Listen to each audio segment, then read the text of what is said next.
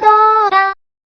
Hello neighbors, Akibataku here. Now, if you ever go through a subscription box and thought to yourself, I have nothing to watch, then boy are you in the right place. YouTube is now bigger than ever. We have people from all over the world like Sweden, US, Ireland, UK, and even Malaysia. But out of all of the nationalities on YouTube, one very uncommon one is the Japanese. Japanese YouTubers are often overlooked by the international community, and I don't really know why. Maybe because South Korea is big right now, or the algorithm is still broken. But if you dive deep enough into the internet, you can find treasures worth of content left untouched by the rest of the world. And lucky for you, I managed to dig deep enough into the internet to discover the Japanese community on YouTube. So for this video, I shall keep you entertained while I introduce you to some Japanese YouTubers who make legit interesting content, because God knows that's what we need now. So with that out of the way, I want to address a few rules before we actually dive into the list. The following subjects must be still alive and active, so people like Einstein or Filthy Frank will not count. The following subjects must not be that well known in the international community except in Japan, so people like the Anime Man will not count. The following subjects must fulfill the definition of a YouTuber, such as i.e. being independent and not being attached to a certain corporation. The following subjects needs to be fully Japanese. I'm not a race. It's not a race thing, I swear. And finally, the following subjects and the list is my own personal opinion. So with that out of the way, it's about time we have some kind of rating system to know how good these people are. Yeah, this works. First up on the list is Hajime. Hajime, as of 2020, is right now the biggest Japanese YouTuber with over 8 million subscribers. He is best known for making just about anything really. Ever since his first video in 2012, his videos have accumulated millions of views and still to this very day. His content usually involves some kind of social experiment or product review. He is most famous for his wacky personality and daring spirit. I mean, how often do you see the Japanese doing this kind of thing? To be honest, this is what made me appreciate him so much. He does things out of passion despite the fact that his family hated this YouTube thing. And now look at him, he's practically on top of the world. The first video I saw from him was his review on Gatebox, and let me tell you, that was one hell of a first impression.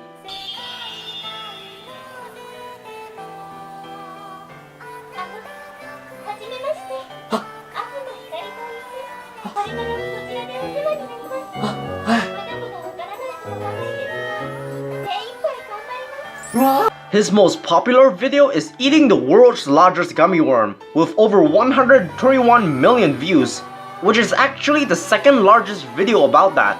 If that's not an achievement, I don't know what is.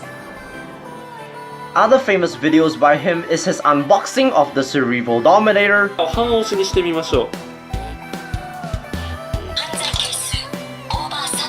お執行対象です。現在の執行モードはリーサルエリミネーター。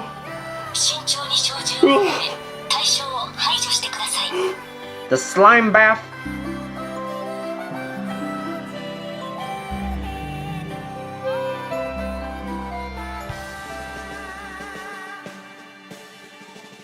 and whatever this thing is. おい、はじめ。はい。お前よ。はい。どうすんだよ、これ。はい。 He also has a YouTube Red series titled The Fake Show, which ran for around 11 episodes. So that's Hajime in a nutshell. Needless to say, he is well respected in Japan for what he is, and to his credit, he definitely deserved that throne. Of course, everything in this world has a downside, and Hajime is no exception. While I generally enjoy many of his videos, I know for a fact that videos like these will not be understood by everyone. I remember showing this video to one of my relatives, and her reaction was something along the lines of, "This is shit." She thought that this was a complete waste of resources and time, and while I mean she's not wrong, but as the old Japanese saying goes, OK Boomer. another worry I have is that his content may not be that accessible, as in you can't just expect people to look at the thumbnail and immediately get what is it all about. Only his most successful videos have subtitles, but the latest ones do not. which is actually a real shame because many of his videos are legit really good.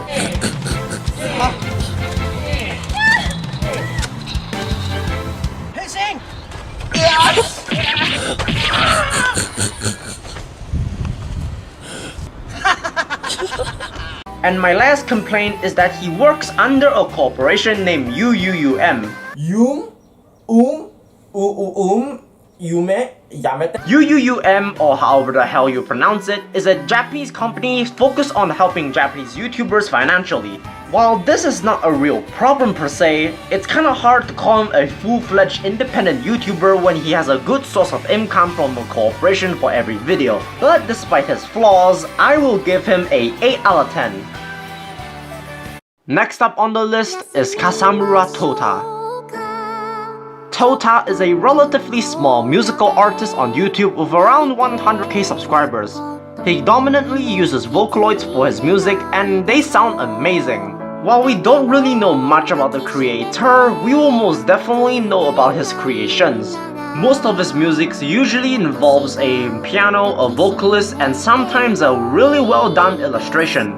His music is usually filled with the feeling of melancholy and bittersweetness, and I honestly love it. Many of the modern Vocaloid musics now are very diverse and extreme, and while I absolutely love many of the modern musics, sometimes it ain't so bad to go back to the basics for a while. And when I say basics, I mean it. This guy only needs Miku and a piano and he's ready to roll.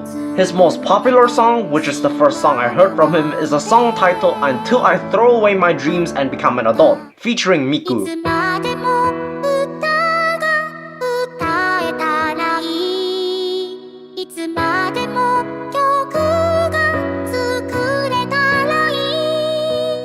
It's about how in the real world, in order to become an adult, you must first abandon things that you hold dearly as a child, like dreams and childish ambitions. It's about how we must adapt into the real world, where the adults must keep things realistic. But for Miku, while it is important to know how the real world works, sometimes it's not that bad to look back on your past, where times are more simpler and you don't want to grow up. It's about how that she wants to grow up into the real world, she has to abandon her dreams that she holds so dearly with her life, and she hopes that someday, she can recover those dreams.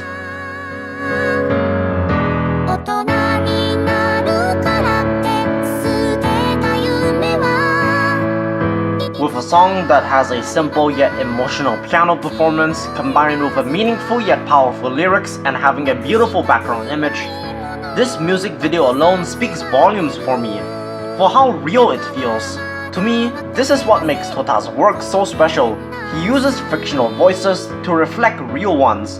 Of course, Tota was not the first one to do it, with other songs like Terrio World or Odd and Ends that did it pretty well. But what made Tota stand out so much is that all he needs is a piano and a vocalist. Other videos made by him that has a great tune to them includes Handate featuring Miku and Gumi,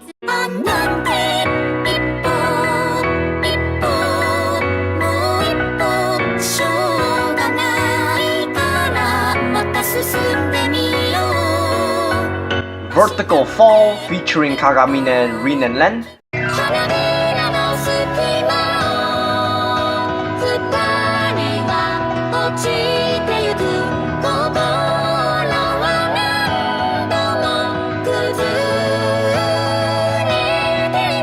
The Best in the World featuring Miku,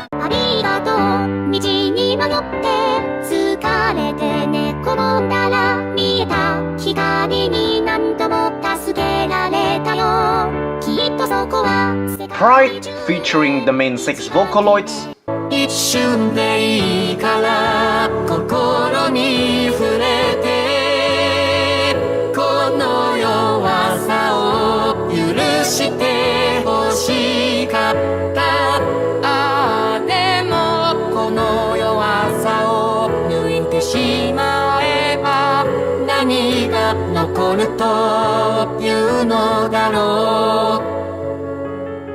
and my personal favorite, Two Important People featuring Miku. 不幸にならないでくれ知らないところで消えていかないでどうやっても僕の手はあなたの涙を拭えない If for some reason you don't like the melancholic piano tones this guy produces, don't worry, because sometimes he will commit a formula break and branch out to make other music videos. Some of them are just as good or even better than his usual stuff, like Life featuring Miku.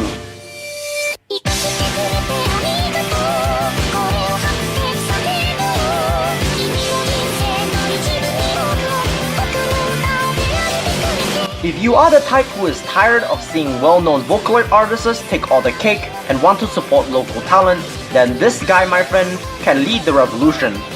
The only real downside I can think of is that people may find this to be too generic or vanilla, which I guess is true, but sometimes people want the things to be very diverse and original so badly to the point that they will run out of ideas really quickly. To combat this, all they need to do is to go back to the basics for a while and start all over. And that is what I like about this guy. Basic but powerful. 9 out of 10.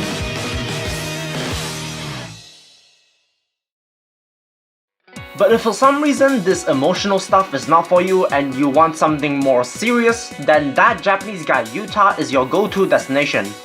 Yuta Ioki is a Japanese author, blogger, and YouTuber with a current subscriber rate of 750k. He usually does some street interviews, social experiment, and occasionally does some myth busting here and there. The first video I saw from him is What Anime Do Japanese People Like in Akihabara, and is a very insightful video actually. 僕はカンコレっていうアニメっていうかゲームが好きです。 I am finally relevant. At first, this may be no different than any other street interview YouTube channels like Asian Boss or whatever, but what made him stand out is Yuta himself. He is very polite, kind, and humble when he talks about anything, especially on controversial topics. Diving into his webpage, he gave out a full biography on his life, and he most definitely lived quite the life there. His personality and characteristics managed to win many people over. I mean, he even offers free Japanese classes, and God knows I need that more than ever. His personality, however, is just the icing on the cake. The prime attraction to his channel is the videos. His primary objective is to give an unbiased, proper insight to the lives of the Japanese people, because for some reason that's really hard to do now. He confirms rumors, gives advice, explains misconceptions, and breaks stereotypes. So overall, I really like his videos. The only real complaint I will have is that his editing skills is kinda sloppy, but even then my videos also suffer from it, so I can let it slide. Another thing I think I can complain about is that his channel by nature is very controversial, and because of that, his channel will be naturally that, controversial. Even he himself has admitted that. Talking about controversial stuff on YouTube is extremely fragile and messy. Just one wrong move and you're dead. But this guy managed to keep it simple and straight to the point, so I can let it slide. 8 out of 10. But if for some reason you're still not entertained by this and want some legit shitposting, then I present to you Hariharamachi. Hariharamachi or Karameru is a Japanese animator with around 700k subscribers that will make you wonder what the hell am I watching. His videos usually involves a cat, presumably named Karameru, going about his daily life only to find it go horribly wrong. For example,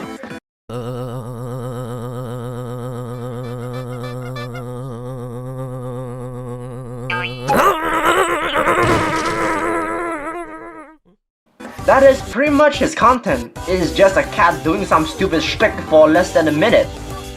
I like it. This is a literal definition of a shitposter. Every video is just a very short yet hilarious story with exaggerated movement and slapstick.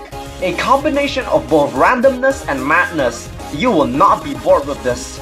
And he does not only limit it to just animation. There are some videos that take place in the real world, and they are really well made for what they are. And the best of all, there is no language barrier. Sure, the channel and the titles of the videos are in Japanese, but because there is barely any dialogue in his videos, just one look at the thumbnail and you will immediately know what you are getting yourself into. His most popular video with around 4 million views is titled Basket or Basketball in English. And just take a look at it for yourself. Do I really need to say anything?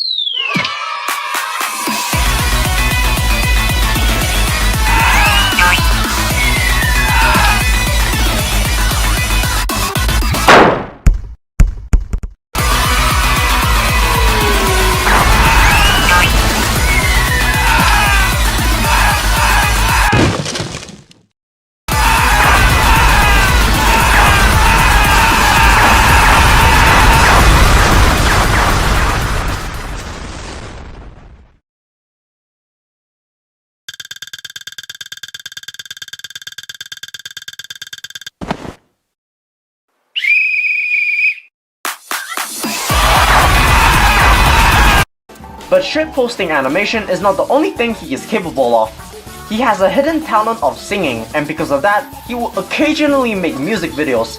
His most popular one is titled It's Too Damn Hot.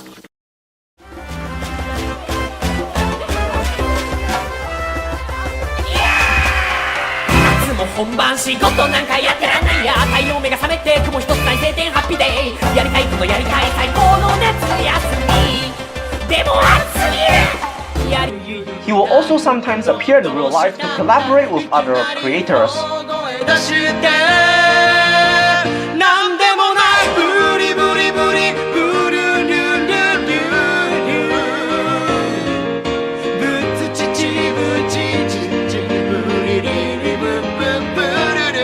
This guy is amazing! I can't find any real problems with him. I mean, I guess his sense of humor will not be for everyone, but even then, who is this everyone? Overall, if you are really bored and want some serious mindless entertainment for the next hour or so, then Hariharamachi is for you. 9 out of 10. But if for some reason that's still not enough for you, and you still want something more brainless, something more pointless, something that breaks the definition of shitposting, well, boy, I saved the best for last. But before we get into him, I want to go through a few honorable mentions. These are the YouTubers that nearly made it into the list, but just have one or two things obstructing them. Younggu Yoga Props. Younggu Yoga Props is a cosplay prop channel in which he gives solo tutorial videos on how to make props for your own cosplay needs. He makes all kinds of props from swords, guns, and even full sets of armor. He will tell you everything you need to know. He is also kind enough to give you templates for you to print out and trace your cuttings. His videos, while in Japanese, they are simple enough for you to enjoy. He also has an English channel too. The only real downsides I can think of is that cosplay and crafting may not be for everyone. Yuka Kinoshita. Yuka Kinoshita is a food eating channel dedicated to eat exotic foods. She has eaten practically every exotic foods from every nation, including Malaysia. And no, I'm definitely not biased. To be honest, while I am not really into this kind of content, I can definitely see someone getting a kick out of it, either from a charming personality or discovering new food. My main problem, however, is the fact that she has a channel about food. While there's nothing really wrong about it, just how uncommon these kinds of channels are. What you see from her, you can practically see from anywhere else. But if you are into this kind of things, Yuka will make a fine addition to your collection. Kizuna Ai. While Kizuna Ai is not the first virtual YouTuber on the platform, she is most definitely responsible for pioneering the concept.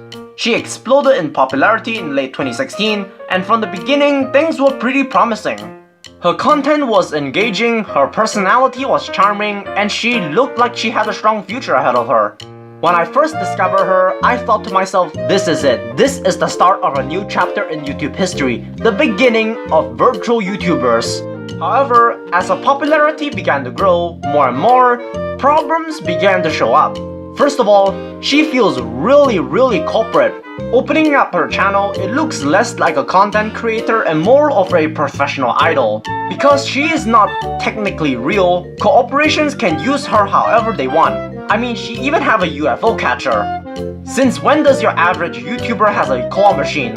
And because she is easily magnetized and drawn in by corporations, it can lead to disastrous results like... Now I know what you're all thinking, but Hiroshi, isn't that what Hatsune Miku is for? The reason why Miku can get away with all of it is because she was made to be corporatized. She has no personality and was made to make money. Irony! For Kitsuna Ai, she had a personality, until recently that is, and it never felt like she was made to be the face of a cryptocurrency. But if you like her, more power to you. After all, she does still make some independent videos that I actually enjoy, so I can't keep on shitting on her.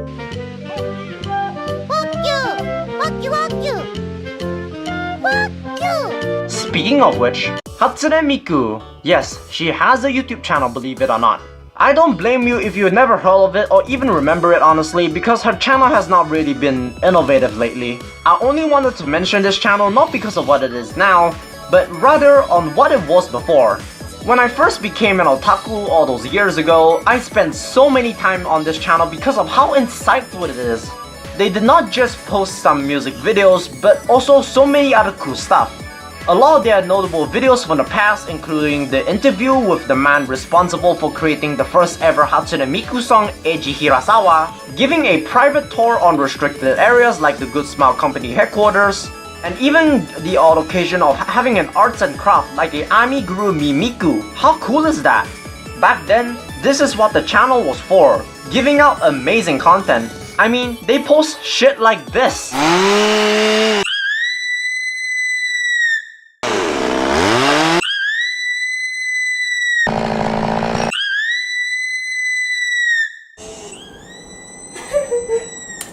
Now that's quality content.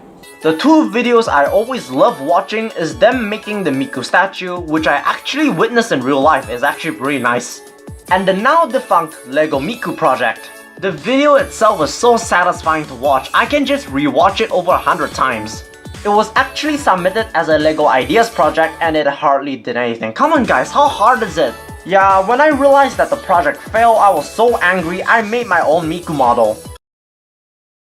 It looks fucking terrible. I hope this project can go back again at some point, but yay, at least they got other videos I can watch. But here's the problem with the channel. They don't do that anymore. Now all they do is just post music videos, commercials and advertisements. Which, while it's not a bad thing, considering what the channel was back then, it is just such a big missed opportunity. If they still uploaded creative content on the channel like they did back then, not only would it separate them from the other anime channels out there, but it also would have made it on the list. But here we are. But hey, it is still nice to see them upload something creative every once in a while. アレクサ、ヘイミクをスタート。はーい。おはよう。気分はどう？元気だよ。Susu MMD. Susu MMD is a channel dedicated to make MMD videos. Many of his MMD videos are primarily consisted of Kantai collection characters and they are pretty funny. He doesn't really upload that frequently now, which is understandable considering that animation takes forever. But the thing is, 1. Hardly anybody gives a shit about MMD now, and 2. Many of his videos now are just whatever. I mean, they're still well made, but tell me, what is this supposed to be?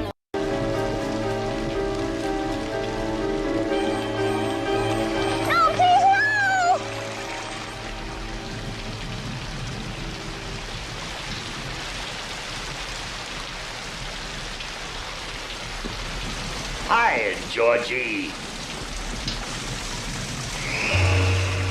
Aren't you going to say hello? Now that we have established all of the honorable mentions, it's time for the big one. The ultimate, the king, the almighty, the best Japanese YouTuber to ever live. Behold, Sushi Ramen Riku.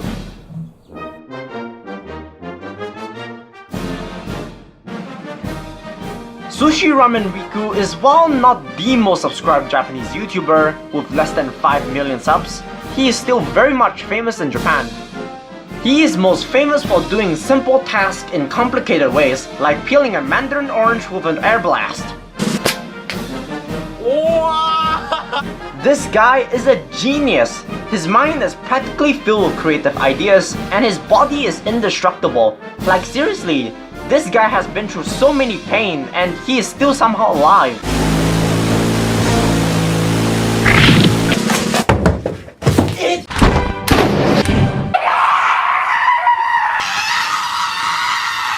And when I say he is a genius, I mean it. For example, his warehouse is full of dust on the ceiling. What does he do? He blasts it with liquid nitrogen.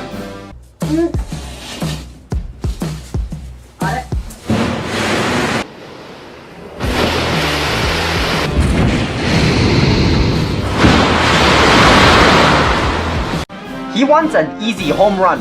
What does he do? Plant a bomb. He wants to quickly cut a watermelon. What does he do? Use a rubber band. He wants to become Spider-Man. What does he do? Use double-sided tape.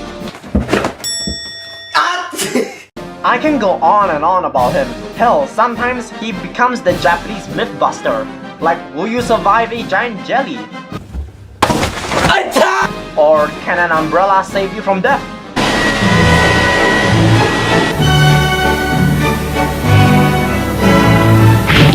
This guy is amazing. He takes no shame at what he does. He can survive practically anything, and he strangely enough likes to prank his grandma.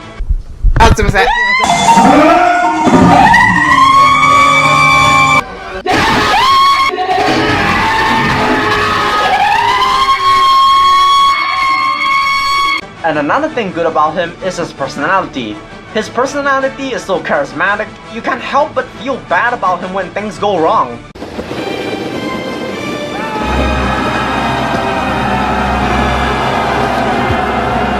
And the best part of all, nearly every single one of his videos has English subtitles in it, so pretty much anybody can watch any of his videos. This guy is perfection, but not everyone will like him. I remember showing his jelly video to one of my relatives, and they responded with something along the lines of, "Does he have any idea how many kids out there are starving to death?" And while she is not wrong, as the old Japanese saying goes,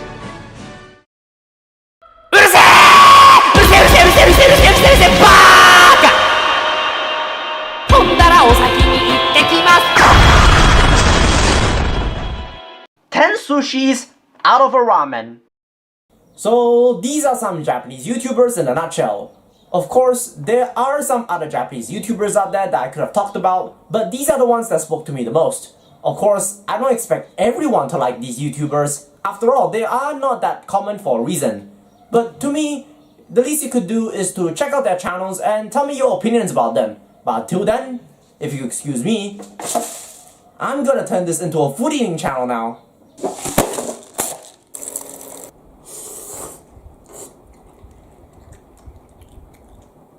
It tastes like wax.